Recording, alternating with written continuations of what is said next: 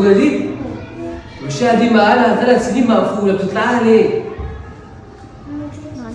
طب تعالي معايا. مامي